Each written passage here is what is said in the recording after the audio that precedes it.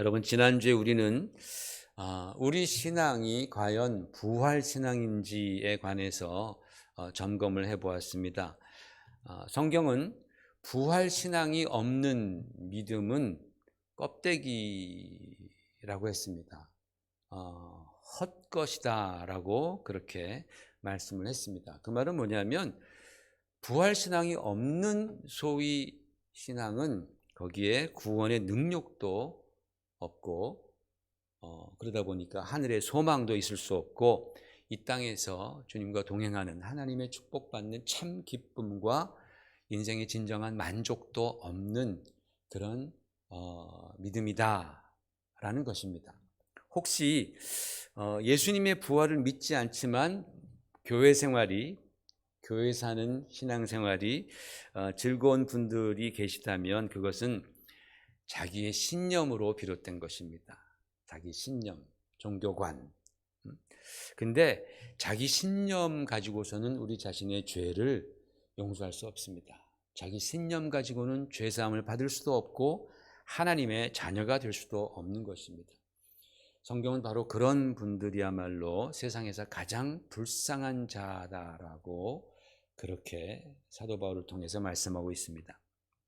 그러나 여러분, 여러분의 신앙 중심에 예수 그리스도의 십자가와 부활이 굳건하게 자리 잡고 있다면 우리 신앙은 어디에 내놔도 안전하고 든든한 것입니다. 그리고 그런 신앙이 바로 우리를 구원케 하고 하늘을 소망케 하고 그리고 이 땅에서 삶의 진정한 만족과 기쁨을 누릴 수 있게 하는 능력 있는 삶이 되는 줄 믿습니다. 저와 여러분의 신앙이 바로 부활 신앙이기를 바랍니다. 자, 오늘은 부활하신 주님께서 우리 삶 속에 어떤 일들을 하시는지에 관해서 좀 말씀을 나누어 보겠습니다. 여러 가지 많은 일들을 하시겠지만 오늘 일부입니다. 성경에 보니까 예수님께서 십자가에 돌아가신 후에 제자들은 큰 충격을 받았습니다. 소위 패닉에 빠진 것이죠. 왜요?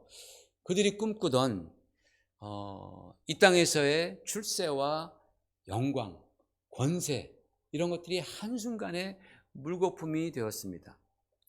게다가 자신들이 그렇게 추종하던 그렇게 지혜롭고 능력 있어 보였던 주 예수께서 죄인으로 몰렸습니다. 그것도 중죄인으로 몰려서 정말 당시에 가장 참혹하다라고 여겨졌던 십자가 형틀에서 그렇게 돌아가셨으니 이제 머지않아서 그 화살이 자신들에게도 올 것은 뻔한 것이었습니다. 그래서 그들은 극도의 긴장 속에 숨죽이면서 모여 있었습니다.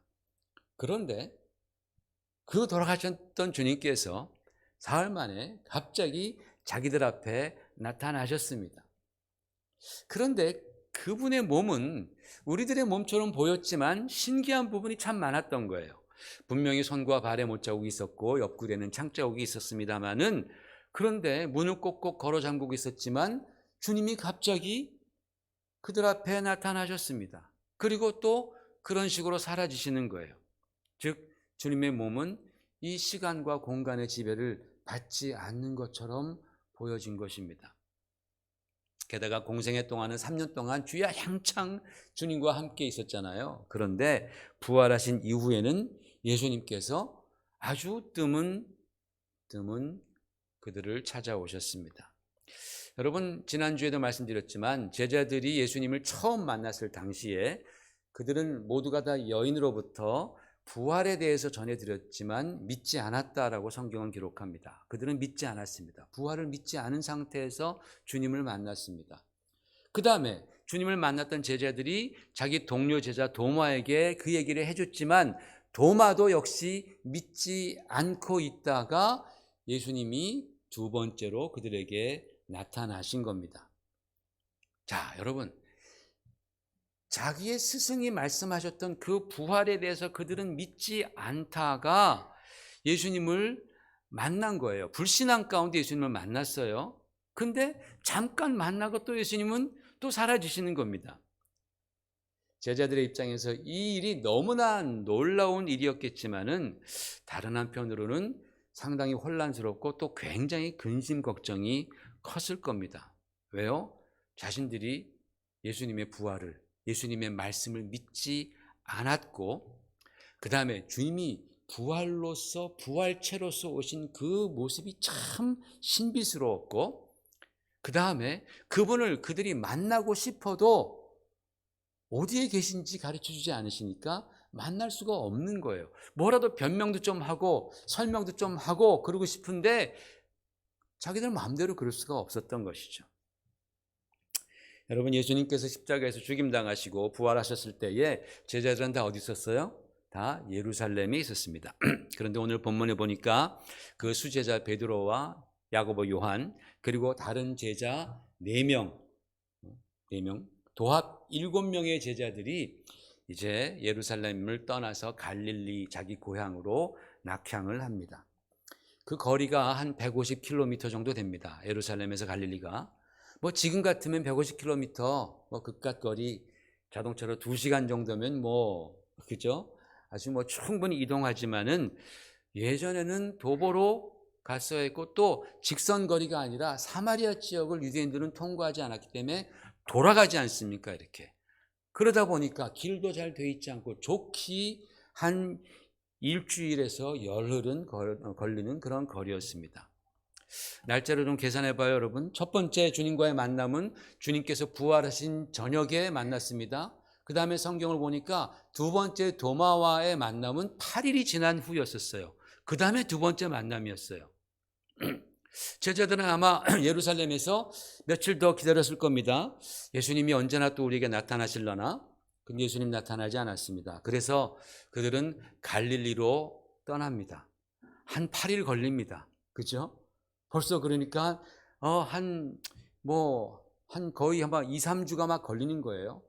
갈릴리에 도착하자마자 그들이 바로 이제 낚시하러 갔을까요? 피곤하니까 한 하루 정도, 이틀 정도 쉬었겠죠. 그때까지도 부활하신 주님은 그들 앞에 나타나지 않았습니다. 그러니까 제자들의 그 근심, 걱정, 불안, 초조함은 더해질 수밖에 없었던 것이죠. 그래서 마침내 베드로와 다른 제자들은 이렇게 생각했을 겁니다. 야, 이제 다 틀렸다. 이제 우리가 더 뭘 하겠냐. 비록 우리가 정말 좋은 스승으로부터 배우긴 많이 배웠지만 아니 그 스승도 죽이는 이 살벌한 세상인데 우리가 이 세상에서 우리 혼자 힘으로 뭘 하겠냐. 그냥 고기나 잡으러 가자. 송충이는 솔잎을 먹는다고 우리 어부들 그냥 고기나 잡으러 가자. 그런 거죠. 3절에 보십시오. 시몬 베드로가 라는 말은 없지만 나는 물고기 잡으러 가노라 하니까 같이 모였던 제자들도 그래 우리도 같이 가자. 그래 우리도 같이 가자 하고 그렇게 물고기 잡으러 갔습니다. 여러분, 저는 이 말씀에서 정말 그 제자들의 심적 방황과 초조함과 그 근심, 걱정, 실망이 짙게 묻어나고 있는 거예요. 그런데 설상가상으로 그날 밤에 밤새도록 노력했지만 그들이 잘할 수 있는 것 하나 있잖아요. 어부, 고기 잡는 것. 그렇게 밤새 노력했지만 아무것도 잡지 못했다고 성경은 말합니다. 아마 그때 그 새벽에 그들이 느꼈던 허탈감과 피곤함은 아주 극에 달했을 겁니다. 야, 이제는 고기도 못 잡는구나. 그 잘하던 고기도 못 잡는구나. 왜 이렇게 우리는 이렇게 되는 일이 없을까? 야, 주님이 살아계신 것도 같기도 한데 우리의 이 심정, 이 피곤함을 알고나 계실까? 바로 여러분 이러한 허탈과 절망의 시간 그리고 자신감이라고는 전혀 눈꼽만도 찾아볼 수 없는 바로 그 지쳐있고 힘들었던 바로 그 때에 부활하신 주님은 세 번째로 그들을 만나기 위해 나타나셨다라고 요한복음은 말씀합니다. 그리고 처음 때와 비슷하게 그들에게 많은 고기를 잡게 해주셨습니다. 게다가 그들이 육지에 올라왔을 때에 얼마나 허기지고 지쳤겠습니까? 밤새도록 못 잡았으니까. 그런데 육지에 올라와 보니까 주님께서 손수 숯불을 피워 놓으시고 그 위에 생선과 빵을 굽고 계셨다라는 거예요. 여러분, 숯불 바베큐가 얼마나 맛있습니까? 그죠? 그 해변가에서 그 고기를 주님께서 어떻게 잡으셔가지고 제자들을 위해서 그렇게 그들에게, 그것이 진수성찬이죠. 그죠? 막 따뜻한 그 숯불에 구워서 막 주님께서 융숭한 대접을 이 제자들에게 해 주시려고 기다리고 계셨다라는 겁니다. 여러분, 제자들이 밤새 허탕을 치고 낙심하고 있을 때 자기들이 조금만 있으면 그 육지에서 자기들을 위해서 그 융숭한 대접을 해 주실 주님을 만날 것이라고 그들은 정말 조금이라도 상상했을까요? 전혀 그런 상상 못하고 굉장히 허탈하고 지쳐 있었을 겁니다. 그런데 주님께서 그들을 찾아가셔서 그 육신의 허기짐과 그 육신의 지침과 피곤함, 그 정신적인 그 타격들, 상처, 이것들을 여러분, 우리도 잘 먹으면 위로가 되잖아요. 그죠? 주님께서 그렇게 위로해 주셨던 겁니다. 여러분, 예수님께서 십자가를 지시기 전에 제자들에게 마가복음 14장 27절 28절에서 이렇게 말씀하십니다. 같이 읽어보십시다. 시작. 예수께서 제자들에게 이르시되 너희가 다 나를 버리리라. 이는 기록된 바 내가 목자를 치리니 양들이 흩어지리라 하였습니다. 그러나 내가 살아난 후에 너희보다 먼저 갈릴리로 가리라. 양들이 다 실망해서 흩어질 것이다. 다 정말 절망 가운데 흩어질 것인데 내가 너희보다 먼저 갈릴리로 가리라 그랬습니다. 왜 하필이면 갈릴리입니까, 여러분? 왜 하필이면 주님은 갈릴리로 가신다 그랬을까요? 이미 주님께서는 예루살렘에서 제자들을 만나셨고 예루살렘에도 할 일이 정말 천지빛깔이 얼마나 많았겠습니까?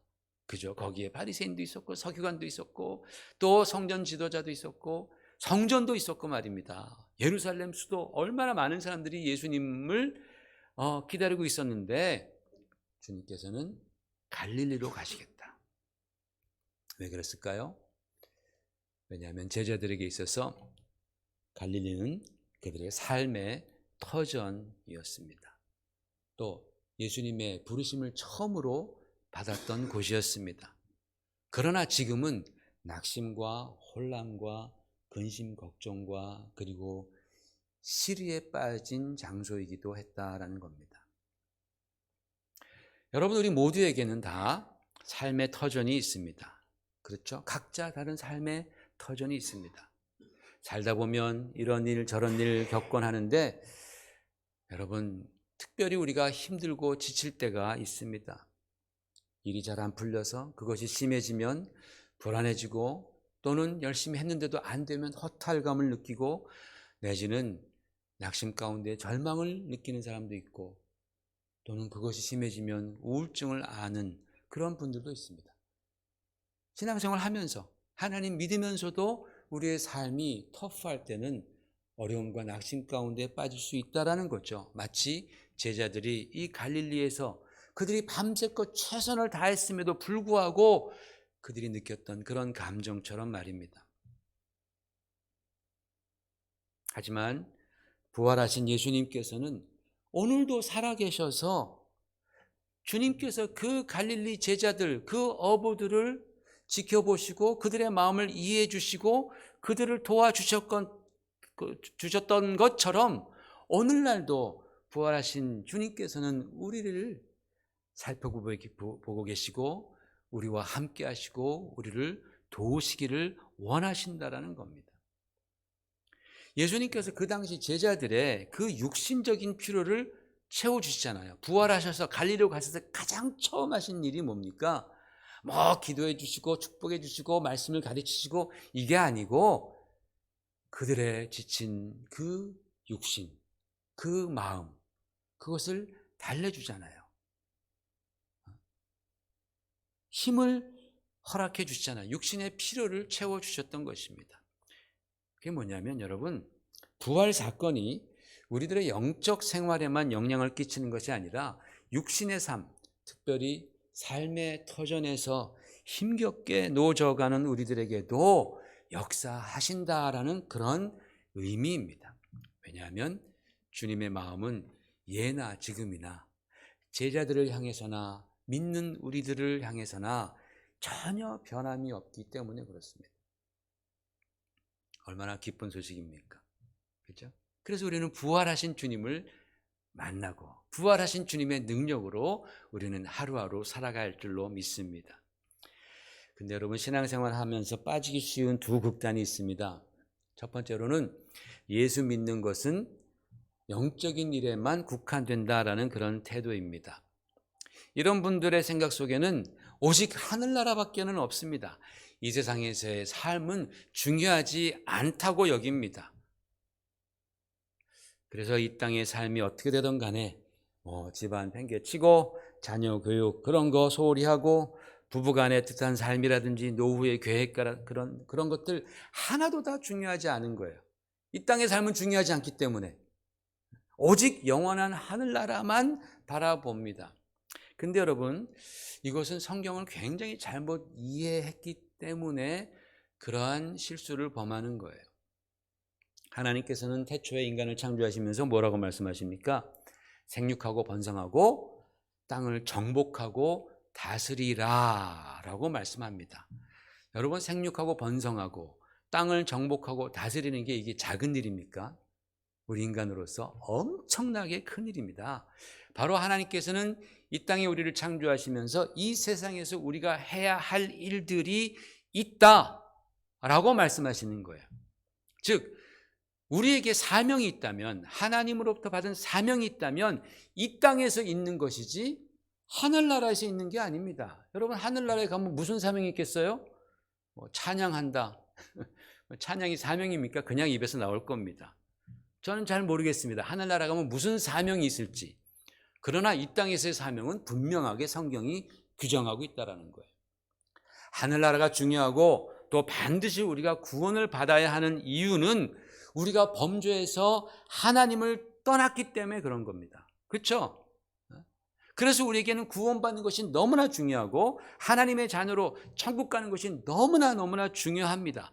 그러나 그렇다고 해서 이 땅에서의 사명, 이 세상에서의 할 일이 사라졌거나 중요치 않은 것은 절대로 아니란 말입니다.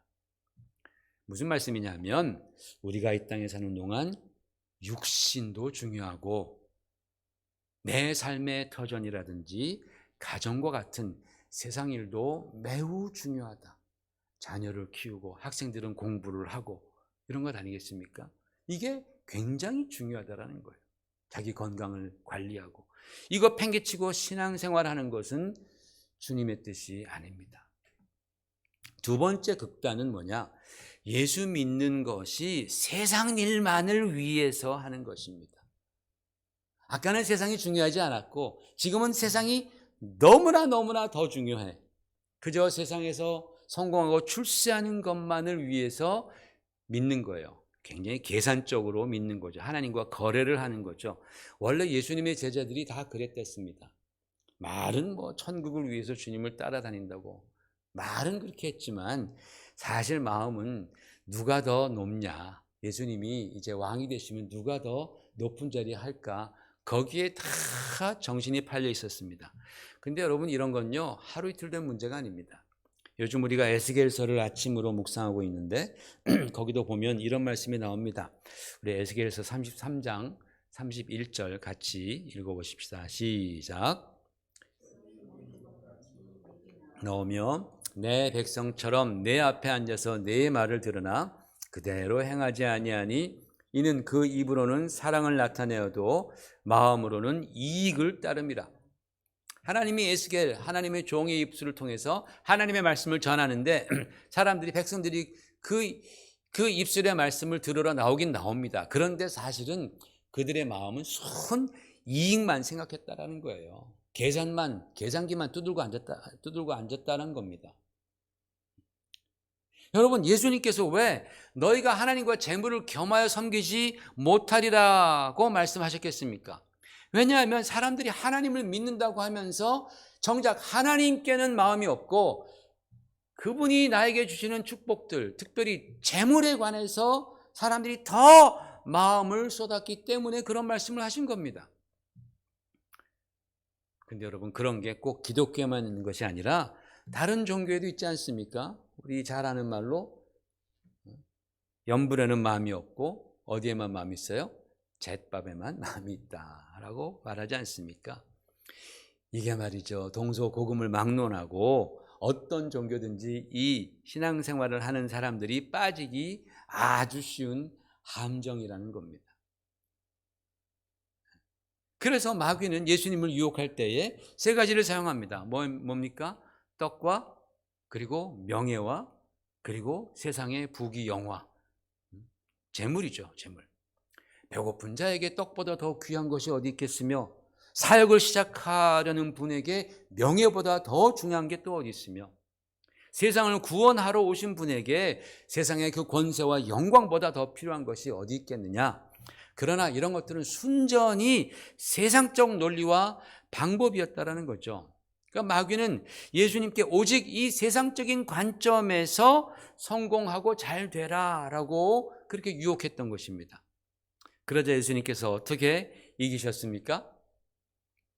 사람이 떡으로만 사는 것이 아니라 하나님의 입에서 나오는 모든 말씀으로 사는 것이니라 라고 말씀하시면서 그 육적인 유혹, 세상적인 유혹들을 영적인 능력으로, 하나님의 말씀의 능력으로 물리치셨습니다. 그러나 그렇다고 해서 떡과 명예와 재물이 우리 육신에게 중요하지 않다라는 뜻은 아니지 않습니까? 그렇죠? 그럼에도 불구하고 사람들에게 이런 유혹은 너무나도 달콤하게 다가온다라는 겁니다. 그렇기 때문에 여러분, 우리들은 신앙생활하면서 이 두 가지 극단을 조심해야 됩니다. 그래서 여러분, 그 두 가지 극단에서 우리는 균형을 찾아야 합니다. 그래서 우리 중에는 뭐 일이나 가정이나 학교 공부 팽개치고 그저 하늘나라만 찾는 그러한 사람도 없어야 되겠고, 또 반대로 하늘나라는 안중에도 없이 오직 이 땅에서 잘 되는 것만, 거기에만 그냥 환장한 사람도 없어야 될 줄로 믿습니다. 예수 그리스도의 부활은요, 이 두 가지 사이에서 균형을 잡아주시는 거라고 저는 봅니다. 그분의 신비한 몸과 여전히 제자들에게 기적을 베풀어 주시는 것은 굉장히 영적인 것 아닙니까? 그러나 그들의 생업에 관여해 주시고 그들이 허기질 때 그들을 찾아가서 아침 조반을 그렇게 맛있게 융숭하게 손수 준비해 주신 것은 굉장히 육적이다라는 것입니다. 여러분, 요즘 사람들이 즐겨하는 말 중에서 워라벨이라고 있지 않습니까? 워라벨 들어보셨죠? 이게 워크와 라이프와 밸런스의 합자를 따서 일과 삶 사이에서의 균형, 그래서 워라벨 얘기합니다. 좋은 말이죠. 우리는 어떻게 말해야 됩니까? 우리는 아마 페라벨, faith와 라이프와 밸런스, 신앙과 삶 사이에서의 균형, 또는 영적인 것과 육적인 것의 균형, 교회 생활과 세상 삶의 균형, 이것이 중요하다라는 겁니다. 이게 굉장히 중요하다라고 저는 시간이 갈수록 느끼고 있습니다.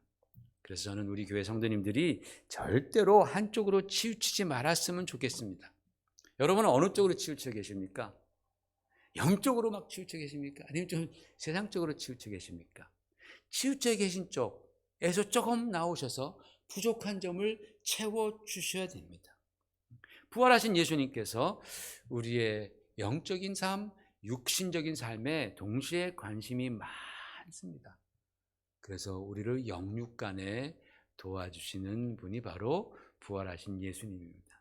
그래서 여러분, 그 부활하신 주님께서 우리와 함께, 오늘도 함께 하심을 믿고, 여러분 영적인 일에도 좀 더 힘을 내시고, 그리고 육신적 일도 최선을 다해서 정말 영육간에 강건해지는 멋진 그리스도인 되시기를 주의 이름으로 축원을 드립니다. 같이 우리 기도하십시다.